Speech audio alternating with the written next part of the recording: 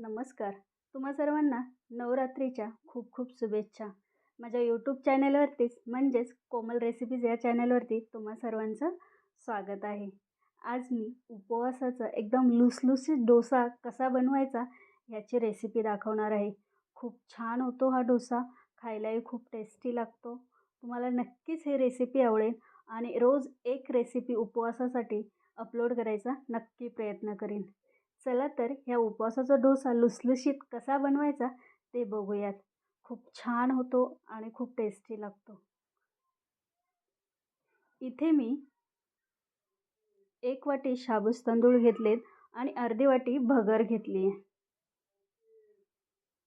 अजिबात भाजायची किंवा भिजवायची गरज पडत नाही. दोन्ही एकत्र बारीक वाटून घ्यायचं. जर समजा बारीक वाटलं गेलं नसेल तर ह्याला 10 ते 15 मिनटं फक्त दही आणि पाणी घालून भिजत ठेवा. इथे मी अर्धी वाटी दही घालते. दही ताजं असावं म्हणजे आंबट डोसा लागत नाही आणि पाणी लागेल तसं घालायचं. मी इथे पहिली अर्धी वाटी मिक्स करून घेतले. अर्धी वाटी पाणी घालून मिक्स करून घ्यायचं चांगलं.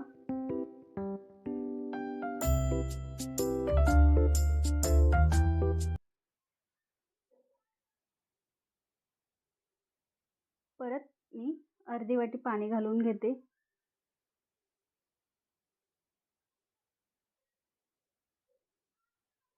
हे चांगलं मिक्स करून घ्यायचं.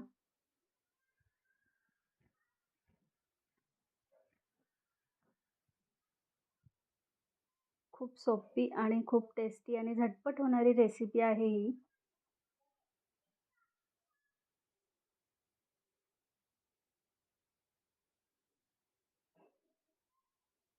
मी जवळजवळ 1.5 वाटी पाणी इथे घातलंय.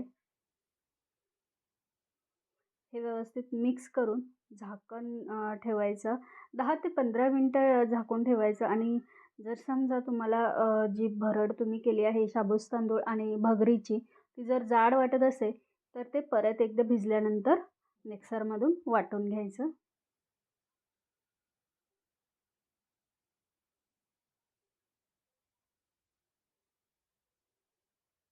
भिजायला घातलं होतं ते पीठ खूप घट्ट झालं आहे. तर मी परत एकदा थोडंसं पाणी घालून मिक्स करून घेते. कारण डोश्यासाठी थोडंसं पातळच लागतं. अगदी थोडं पाणी घालायचं.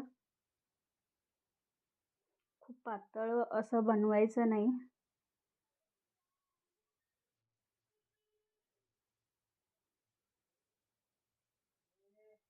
चवीनुसार मीठ घालून घेतलं इथे मी. इथे तुम्हाला इनो किंवा सोडा वापरायची अजिबात गरज नाही. खूप छान होतं. नक्की ट्राय करा हा डोसा.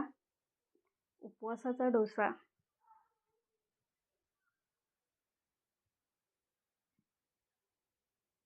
आणि हे पीठ मिक्स करताना एकाच डायरेक्शननी मिक्स करायचं. मिक्स करताना बबल्स येतात. तुम्ही बघू शकता की बबल्स आले की पीठ आपला डोसा छान फुलतो आणि मऊ लुसलुशीत होतो. इथे मी तेल घालून घेतलंय.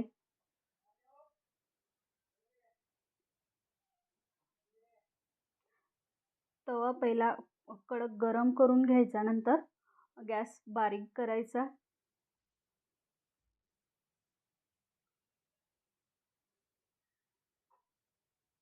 एवढं पातळ पीठ हवं आहे. जास्त पातळही नाही, जास्त घट्टही नाही.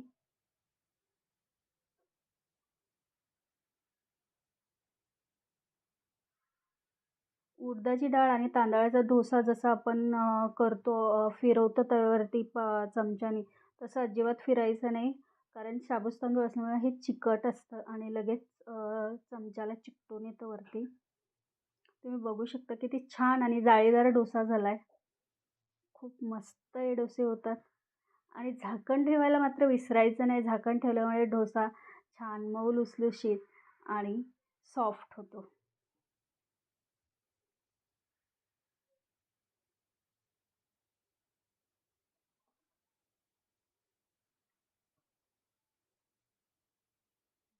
असाच मी दुसरा डोसासुद्धा बनवून घेणार आहे.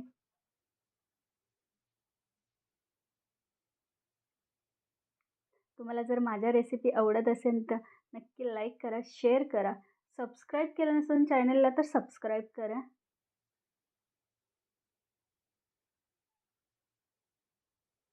एकदम सावकाश करायचं, गरगर फिरवायचं नाही उडदाच्या तांदळाच्या डोश्यासारखं.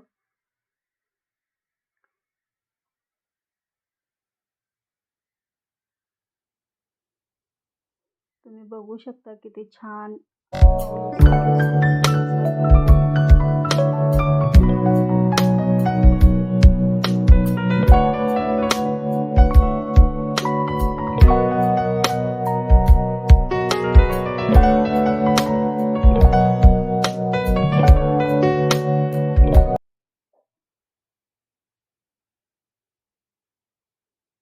रोज एक रेसिपी अपलोड करायचा नक्की प्रयत्न करेल मी.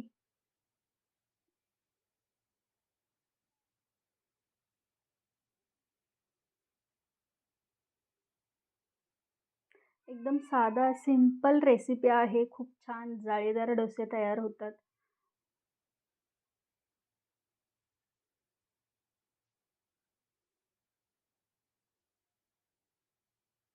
तुम्ही बघू शकता किती छान मऊसूत आणि सॉफ्ट असे डोसे तयार झालेत. हे तुम्ही दह्यासोबत किंवा खोबऱ्याची चटणी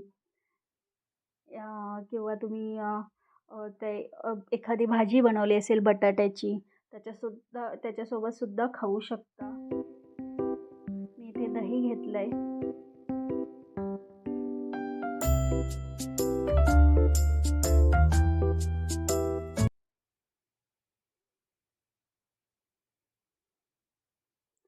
दह्यात तुम्हाला जर साखर हवी असेल तर साखर घालून घ्यायची आणि